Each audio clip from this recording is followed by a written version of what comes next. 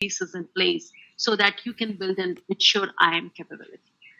Now, before we dig in, let me know where you are joining from.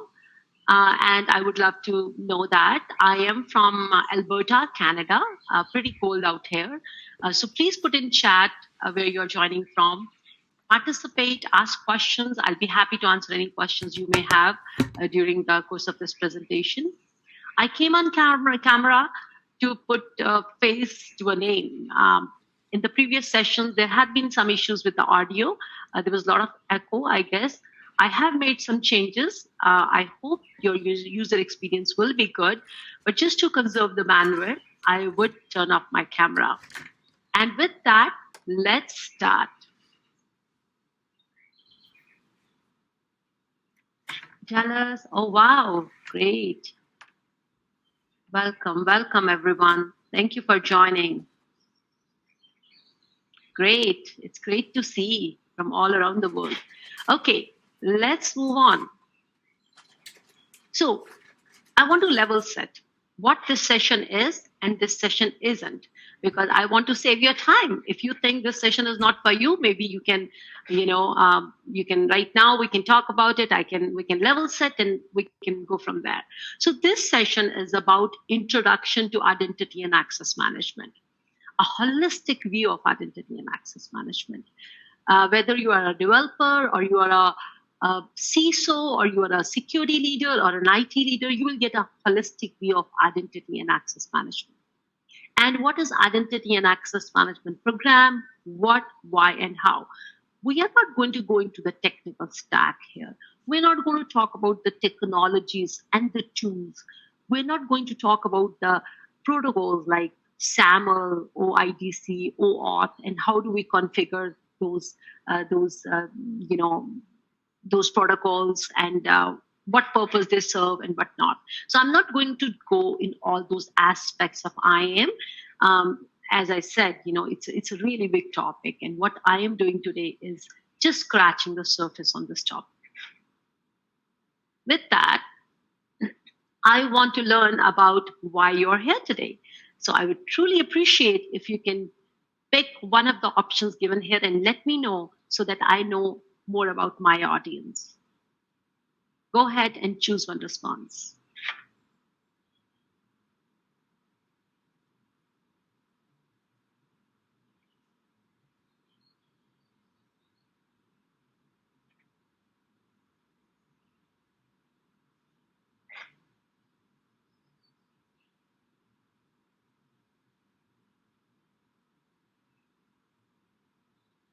That's excellent. I'm just curious. 40% are curious. Great. So thank you for responding to this. My other question is, where are you in your journey of your IAM program? And you know what? Maybe you are not part of IAM team. And as you said, 40% of you are just curious. But in your organization, I'm sure you want access. You're hiring someone and onboarding and offboarding, and sometimes you user experience, how you access applications and how much time does it take for you to get access. So do tell me, from your experience, what do you think? Even if you're not part of IAM, do you think a formal program exists based on what you see the maturity of the IAM in your organization? 40% say no formal program exists. This will be very valuable to you. This session is going to be very valuable to you. A formal program is being initiated. That's great.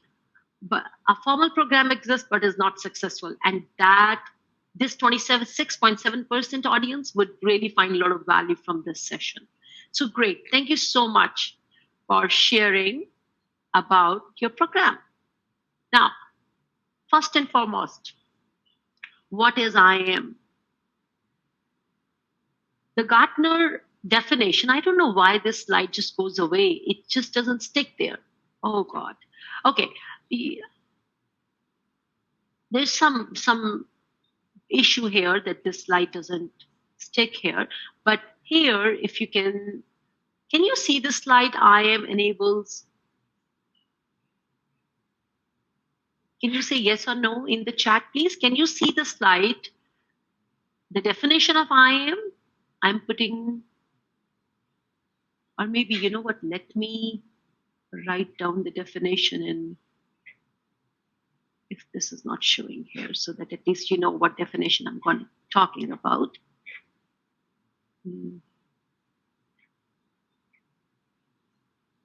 So let me put into the chat so that we all are on the same page. It seems, yeah, you can't see it. I get it. Okay, so I have put in the chat. Yeah, it disappears quickly. Yes, Avi, you're right, and that's what's happening. But I have put in the definition in the chat. So as per Gartner, Gartner is a technology research company, a leading one. As per Gartner, IAM as the security discipline enables the right individuals to access the right resources at the right time for the right reason for enabling the right business outcome. And I really like this definition because it takes care of all the aspects about they should get the right access for the right reasons, and for the right business outcome. Now, anything less, and organizations can face a considerable risk of suffering a catastrophic security breach. Why? Because identity and access management is one of the most critical controls and a foundational pieces of a security program. And if you think about it, and that is what my focus would be today, that IAM is not just about technology. It is about the collection of processes and technology used to manage the digital identities and the resources access provided through them. So it may seem that IAM is just simply a security control, but it's not. It's not only a security control. If you look at the bigger picture, it's about ensuring that end users or employees have a great user experience, and this is balanced out with security. For example, today you connected to O'Reilly platform. O'Reilly wants to make sure that their resources are protected. Not everybody who is not subscribed to the O'Reilly subscription should be able to access these online events and the resources.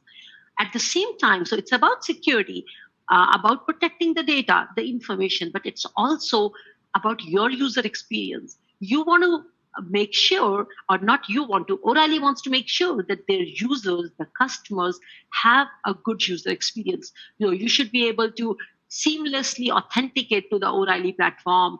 Your password is not a problem. You can easily get to the online event. So that's all about user experience. So identity and access management is just not about security, but also about user experience. Now, the next question is, why are we talking about, IAM? Why should we care about IAM? Why should leaders care about identity and access management? So here is a hard truth. If an attacker has valid credentials to log into your system, all of the patches and the firewalls in the world won't keep them out. That's the hard truth. Now, you can have the best application security tools, the best encryption technology, and the most advanced cybersecurity stack, but it won't be able to do anything if you don't have a solid IAM capability in your organization.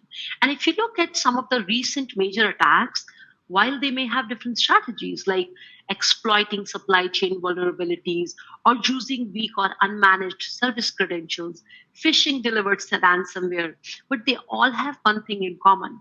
They compromised a user or a machine identity to gain access. So identity is the ultimate attack surface and therefore a new control plane. And therefore, that's how it's important for organizations to really value it and make sure they're having the right controls in place. Now, when we said, why should leaders care about it? The first and foremost, our new world. The new world is all about cloud.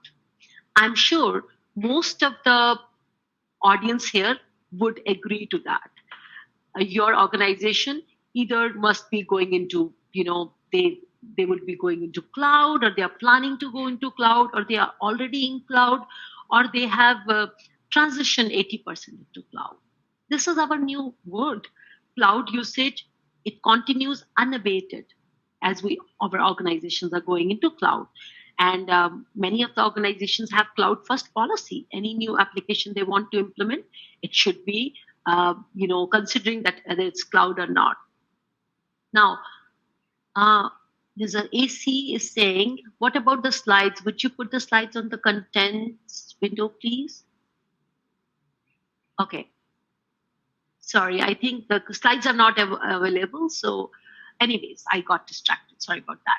Now, when we talk about that organizations are going more and more into cloud, it means more and more applications are moving out to the internet, out to the infrastructure as a service, and they're becoming far more complicated service oriented architecture. And we as an organization own less and less of a security stack, which gives us a less and less of a control. We don't have control on devices or locations or IP. And now, if you think about our old world, which is still, I would say, present here also, like some organizations haven't moved to cloud. But if you think about traditional enterprise security approach, what we do traditionally, it's based on a castle and moat approach or castle and moat concept. It's like treating the organization like a castle and protecting it with a moat. And it works very well to protect our on prem environment because the approach is based on two simple assumptions. First, walls work. Second, once inside the wall, a person can pretty much do whatever they want. The assumption it is built on, that assumption, that is the blueprint for most modern attacks. Get in, do reconnaissance, find the weak spots, get what's needed, and get out without anyone realizing until it's too late. So, in a nutshell, the traditional security approach, we are using ownership and control of physical assets and location as an implicit proxy for trust. And we shouldn't be doing that. And that's where zero trust comes into discussion. And we'll talk about it a little bit. Now, when I'm talking about this traditional security approach, it doesn't mean that IAM was the way we were doing identity and access management was wrong, and now it is better the way we want to do in cloud space. It means that the way we used to approach IAM with the traditional security approach, it was good and appropriate for the context in which we lived, worked, and did business. But in today's world, business wants to work from anywhere, anytime, on any device, on any application they want. So our context has transformed. Therefore, identity has become this new parameter of a modern organization. And it is the one thing that we do control as an organization, regardless of who controls individual assets. So really, building an identity first security architecture and proficiency is foundational for all security controls. And as a leader, we need to really educate our own other leaders in the organization why IAM is important when we are going into more and more into cloud. Now, threat landscape we all know is changing. We can all the time see in news, a lot of attacks. Cyber crime industry was $6 trillion in 2021. Now, to put this in perspective, if it was a country, it would have been world's third largest economy after the US and China before Japan. So what is making this industry, cybercrime industry, thrive? It is the efficient underground marketplace that has really made it very easy for anyone to avail hacking services. And also it has made it very easy for the hackers and the malicious threat actors to collaborate and be more powerful. Just like ordering on Amazon website, like we do in our day-to-day lives, the underground stores make it easy to search for and purchase stolen credit cards, passwords, find someone to launch ransomware attack, etc. So it's really cool when you think about it. And also on those underground marketplace, there are 5-star ratings given to identify quote unquote trustworthy criminals to work with, and the anonymous money laundering is built into the system. So it's very important organization to keep that in mind, that this threat landscape is evolving and changing and becoming more and more sophisticated. And identity is is the ultimate attack surface. Now, other big thing, challenge from regulatory environments. the regulations. There are more and more regulations in the market, or proposed regulations, which are there for discussion with the governments, and they are building more privacy bills. Basically, this is putting more and more pressure on the organization compliance teams. Because if there is a new regulation which is being right now discussed, it means it's a risk to the organization. They should be getting ready for that regulation to put all the pieces in place to be not non-compliant. And this puts a huge pressure on organizations. Let me share with you one example from my experience. So a utility company, right? Utility company in North America obviously serves public. Let's take electricity company. And this is from my experience. They are electricity companies, utility company is subject to NERC standards. So NERC is North American Electric Reliability Corporation, critical infrastructure protection, because electricity, obviously, there are critical infrastructure. For example, I'm in Canada, right? And there is a reason it's called critical infrastructure. I'm in Canada, in Alberta. It's pretty cold. In the last few weeks, it was minus 32, minus 42 degrees in winter. It was so cold. Imagine if electricity is not there. If there is an outage, what's going to happen?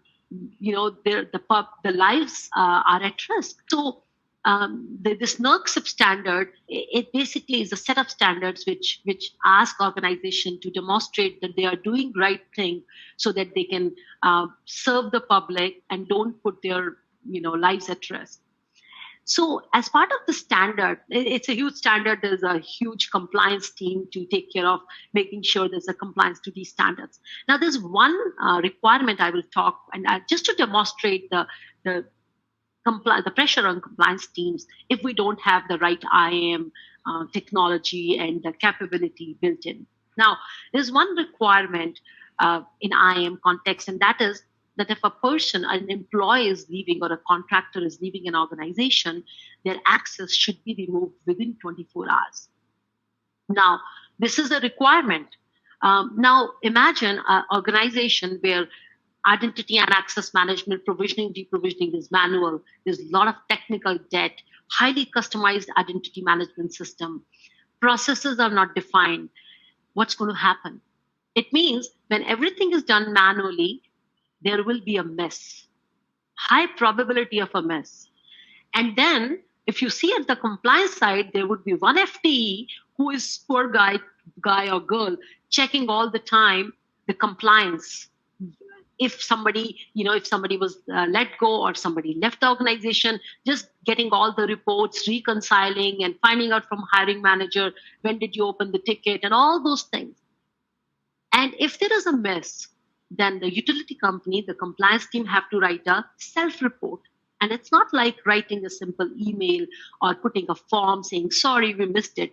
They have to write a self-report to the regulator saying, this is how it went wrong, and this is the mitigation plan, and why this would not happen again, and what initiative we have in place to, make sure that, by this time it will be resolved. It's just writing like a book. So imagine from an organization perspective, they are putting an FTE, there's a lot of resources we're working on, just making sure that one requirement of identity and access management, and I'm just talking about one requirement, that they need to be compliant to. And if they are not compliant to, and let's say they don't do that self-reporting thing, what's going to happen? When the regulator comes to audit the organization and they find out, there'll be $1 million fines, I would say. So that is where there's a lot of pressure on, from regulators and organizations to make sure they're mature. Now, gone are the days when regulators would say, this is a checklist, check it, do you have this or not? Now, the regulators or the third-party agencies, they want organization to demonstrate that you have a process, that you have that process is being used consistently, and there is an evidence of that. So it's a lot of expectations from the regulators. Just thumbs up, say in chat, are we good? Am I going with the okay pace? Not very fast, because I have tendency to go fast. Just say something in the chat so that I know you're here. Okay.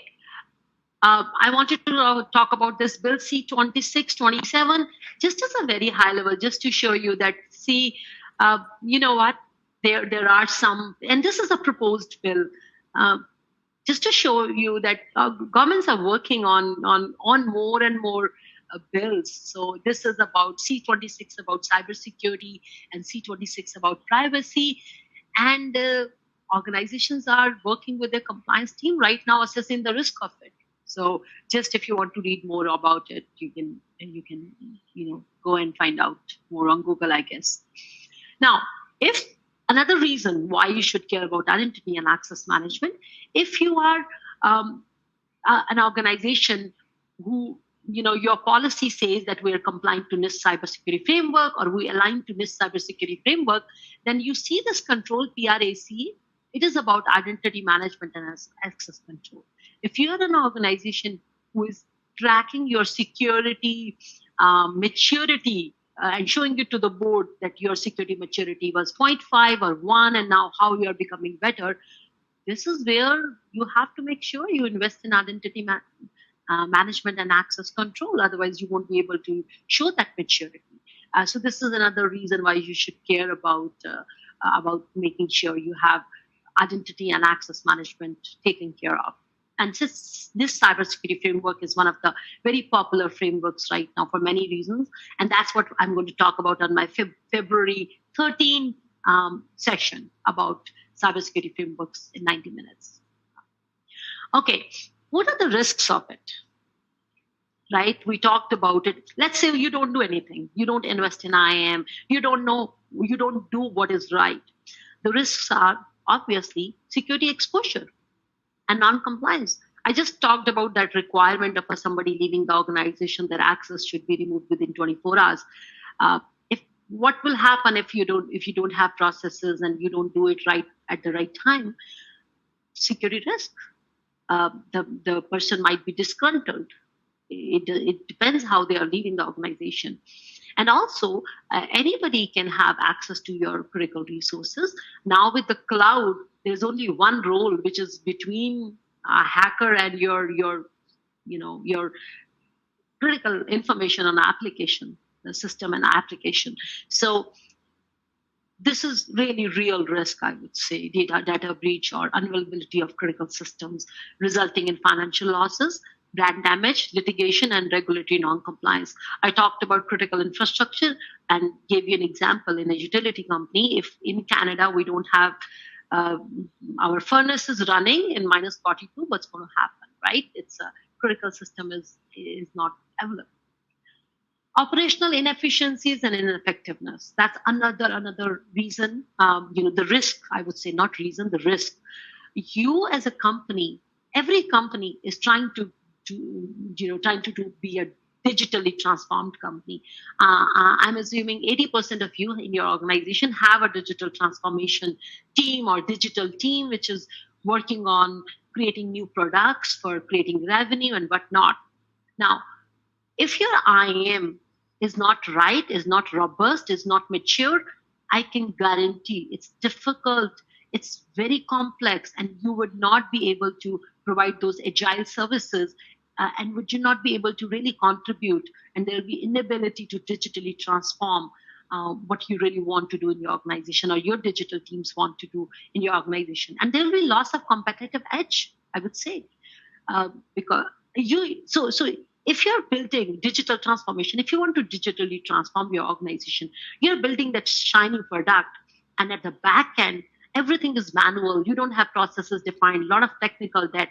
What's going to happen? One day it's going to crumble. And let me share with you one of my experiences. In one of the organizations, I remember they were creating a digital product. They created a digital product that was live. And customers need to come to the website, and they need to give information and upload things, and then they need to buy that service. And what happened, and it was going very well, right? And in the back end, a lot of technical debt. no visibility into all the identities in the organization. And I'm not talking about even user identity, I'm talking about non-human identities. One day, what happened on Friday evening, one of the IDs got locked. The billing IDs got locked. Now, when the billing ID got locked, the customer was not able to complete the transaction. They wanted to buy the service, they couldn't do that. And when the team came to know about that there's an ID locked, they came together. There was an incident and whatnot, and now the log in the database, that ID says IT security disabled it. Then IT security team was called, and IT security team didn't have even visibility into that ID. Why? How would they? There was technical debt, homegrown identity solutions. There's no governance. There's no visibility in the single pane of glass. So what happened, if you see from a operational inefficiencies, ineffectiveness perspective, and user experience perspective, the customer who was trying to buy a service might not come again to that website or to that company because they didn't have a good user experience. They tried to transact a few times and the transaction was unsuccessful. They were trying to pay through their credit card. It was unsuccessful. Now, a lot of time was wasted within the company's IT teams trying to figure out when the log was very misleading. And the digital team who was creating that product to increase revenue of the organization, they must be very, their experience was not good, that, oh my God, we created such a great product and we're increasing revenue for the organization. And see, just one ID got logged and we spent so much time finding out the root cause of that incident. So just an example of the user experience and the operational inefficiencies and ineffectiveness. And then as a user also, if you're a hiring manager in your organization and you hire a contractor who's taking maybe $200 an hour, and that contractor is not able to get right access to do the right job, what would be your, as a hiring manager who has to pay from your budget, like you have to pay from your budget for that contractor, how would you feel if IAM, is not what it should be to give you the right access at the right time? I wanted to share with you, recently in December, a lot of flights were canceled in the United States due to bad weather. And once the weather improved, the flight continued again. However, not all of them. For Southwest Airlines, the flights didn't pick up. They kept canceling large number of flights. So what happened? Their software and systems were so much behind in upgrades and updates that they couldn't get them to pick up the schedule. They were suffering from technical debt. And now you would say, Harpreet, why are you talking? What does it has to do with IAM? As security leaders within your organization, you need to ask that question. How much technical debt you have in your IAM landscape? Because when your organization need to scale, it won't be able to if there's a lot of technical debt in identity and access management landscape. Now, I just put this slide just to show you, the risks are real. I am from a financial organization, so I just put it those. But whatever organization you are in, I'm sure you can get ample of examples that what's going on, the threat landscape, organizations getting breached and whatnot. Okay, what does it mean? We talked about what IAM is. We talked about why leaders should care about IAM. So we talked about all the cloud thing, the threat landscape, the regulation, NIST cybersecurity framework. So what does it all mean to you, to your organization, to your leaders? It means security leaders, they have a responsibility to establish and maintain trust in the systems and data to meet clients, partners, regulators' expectation by driving a focus on identity and data. Build a robust IAM capability, and then use zero trust as a core philosophy. Now, I'm going to talk about zero trust, but pay attention to identity and data. And we're not really talking too much about data here, DLP, and knowing where your data is. That's another big discussion, I would say, a long session we can have on that. But zero trust is a core philosophy. And when we talk about zero trust, one thing I want to highlight here is that zero trust is about never trust, always verify. But zero trust, when I see a lot of leaders talking about zero trust, sometimes the perception is that identity and access management can fix zero trust. It is a pillar of zero trust. Certainly, it has a big role to play. Identities have a big role to play. Our visibility into who has access to what in environment for creating those policies and whatnot. But equally, we require devices and data and networks and workloads. So all those teams have to come together equally to create that zero trust framework or a philosophy in the organization. I never say zero trust technology because there's no technology which gives zero trust. If somebody says to you that my technology can do zero trust, then you shouldn't really believe them, because zero trust is a model, it's a framework, it's a philosophy, it's a way of thinking. So it's not any tool which can provide zero trust. It's a strategy. So for implementing a zero trust strategy, your organization would need to leverage existing efforts around IAM. Certainly, that's important, but also endpoint strategy, network segmentation, workloads to build that business case for zero trust transformation. So, my message here is: if you are a leader and somebody thinks it's only IAM which can solve zero trust, which can bring zero trust, no, you have to work towards devices, data, networks, and workloads. Let's talk about some IAM terms. Now, again, a level set. This slide I created especially for folks who might not know much about authentication, authorization at a detailed level. I try to oversimplify things, but in the audience today, it's possible that you already know about everything, right? You know about what authentication is, authorization is. So please be patient. Don't get bored, because this is only for those audience who really just wanted that simplicity. And I really believe by creating this one slide, even if one person gets value out of it, I think it's well worth it. But sometimes I've heard from audience, oh, this is too simple, we know about it. But that, I have to really cater to entire audience here. So this slide I created because I love creating I love simplifying difficult concepts to the business leaders and whatnot. So I just thought I'll do it for my audience here. So when we talk about authentication, now, authentication is everything we do today online beyond the basic web browsing activity. It requires us to authenticate ourselves. So each entity, such as user, administrator, system needs an identity. The process of verifying that identity is called authentication. So authentication is basically, can the identity be trusted? For example, John, if you see John here, John is trying to enter in this community. John lives in community 1. He would need to authenticate at the gate before he's allowed to enter the community. That's in someone there. That can be a security guard or it can be an automated system. Someone will verify his identity. Now, again, I'm oversimplifying all this. John will present his driving license as an identity, and to prove his identity, he will tell the guard a secret which was given to him when he applied to live in that community.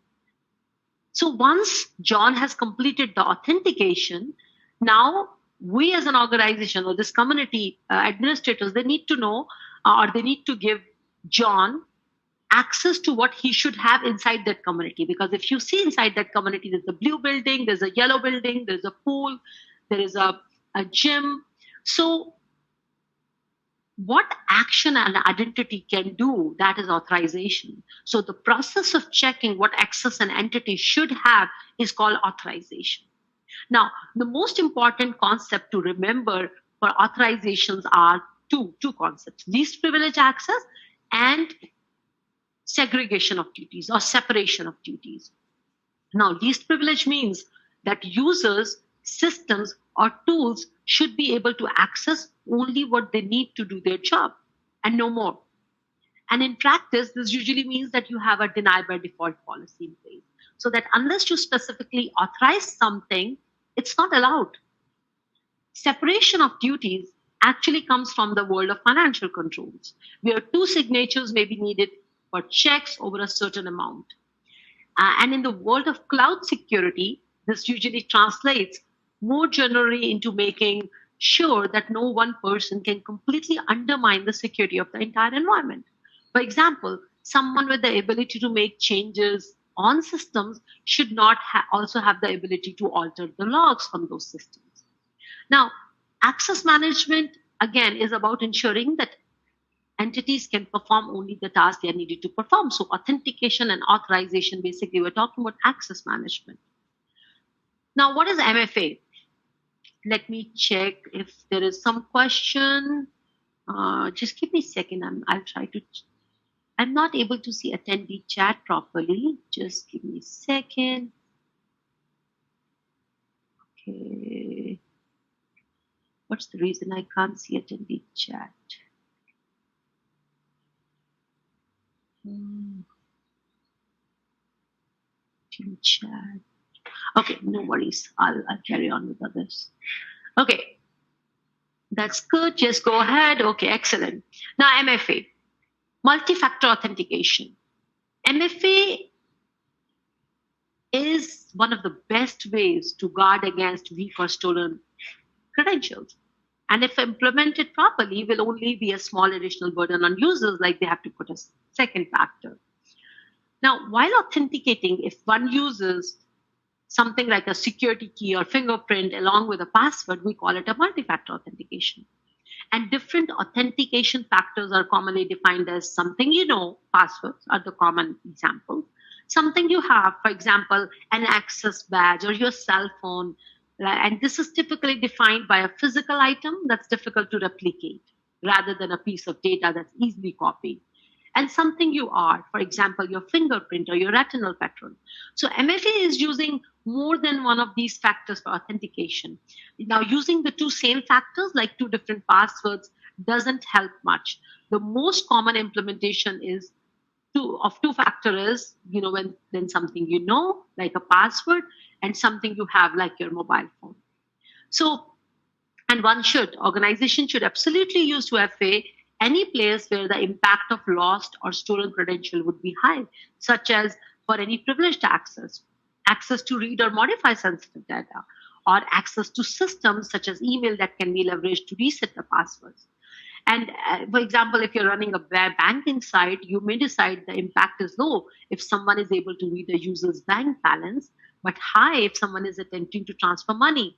So those are the ways you can think about where you should put security, but also to maintain the user experience.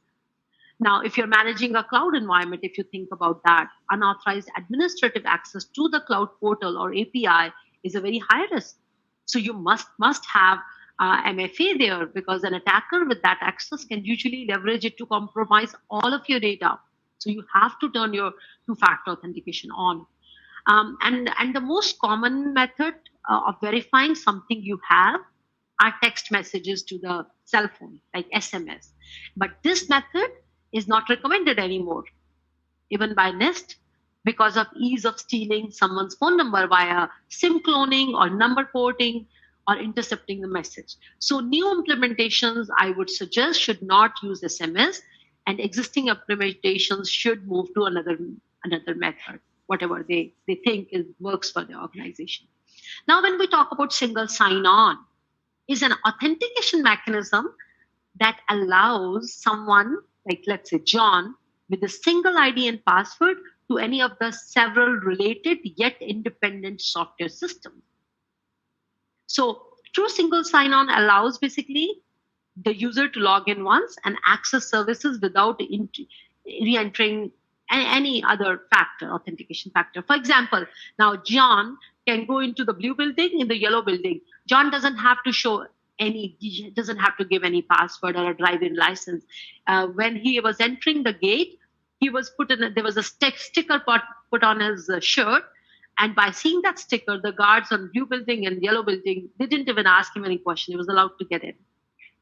I'm really oversimplifying it. So now, single sign-on works as an identity provider, sort of like an ID. Now, when you talk in context of a website, like when you go to your organization, you authenticate, and then you can access your all your applications. And also in our public space, we can online we can use. You would have seen websites asking for you to authenticate through LinkedIn, Microsoft, or Google. So basically, we're using SSO to see if they can verify your identity. Now, Federation and SSO have something in common. I'll talk about Federation first. So, Federation is John wants to go to another community, this community number 2, which is not owned by community number 1 people. It's completely separate community. These two are completely two different domains, but they want to work together. That John doesn't need to put in user credentials. The moment John is authenticated to community 1, he can go to community 2. So they're completely different domains, but they have that trust model. And that is called federation. So identity federation, basically, if you want to define it, it means having an arrangement between domains. So John can use a single identity across these two domains. A simple way to explain again would be by ID bringing your identity. Sometimes you can use your Facebook login to log into multiple things. And the key difference between SSO and federation is, while SSO is designed to authenticate a single credential across various systems within one organization, like you will use SSO within your organization because it's related to one domain within your organization. But federation offers single access to a number of applications across various different domains or various enterprises. So that is the basic difference between SSO and federation. And when we talk about entitlements, John is entitled to enter building, blue building. He's entitled to enter the pool and the gym, but he's not entitled to enter yellow building. Let us say that. Like he's entitled to enter blue building, pool, and gym, but he's not entitled to enter yellow building. So it means so that's what his entitlements are. And there might be 1,000 people in the community who will have the same. They may not be able to go to yellow building. So what administrators can do, they can now create a role which has these collection of entitlements, and then it will be so easy. Any new person comes in to live in this community, then they just put that person in that role, and the person will have access to those 3 things. And so role is basically a collection of permissions that may be granted to users, groups, or other entities. So I'll quickly check. Are we doing good? Any questions? I have to go to question if there are any. I don't see any questions yet. Just checking if you have any questions, or I should keep going.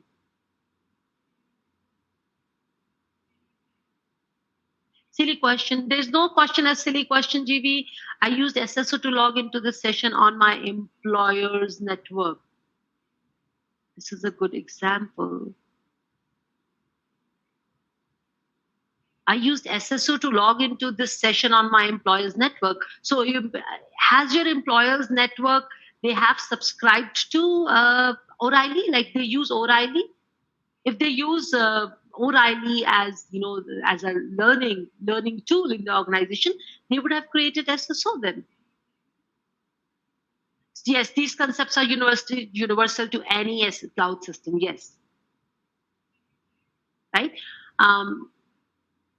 Yes, that's right. That is how, because see, for SSO, you are basically enhancing user experience.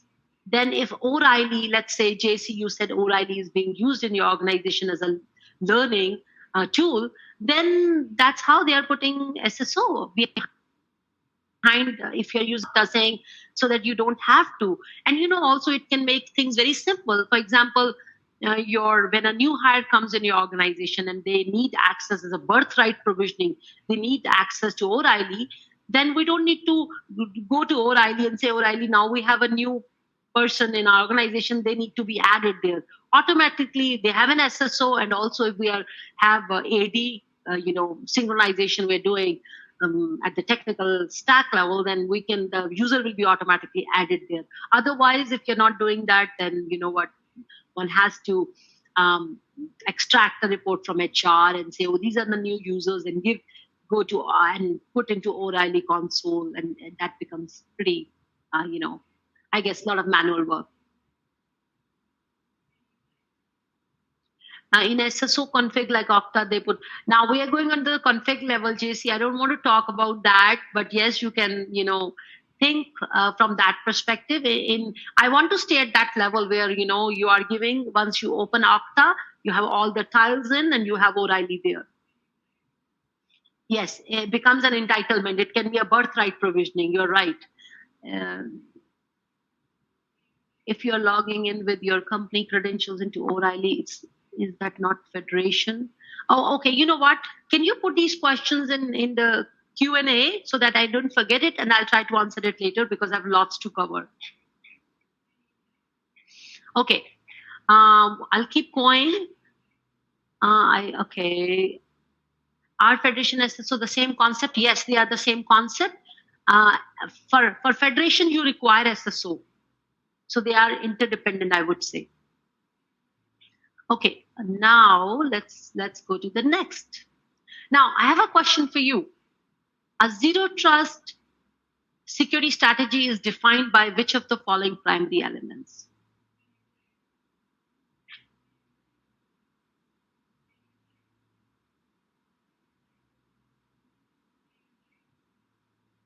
I just talked about zero trust strategy. So is defined by which of the following primary elements?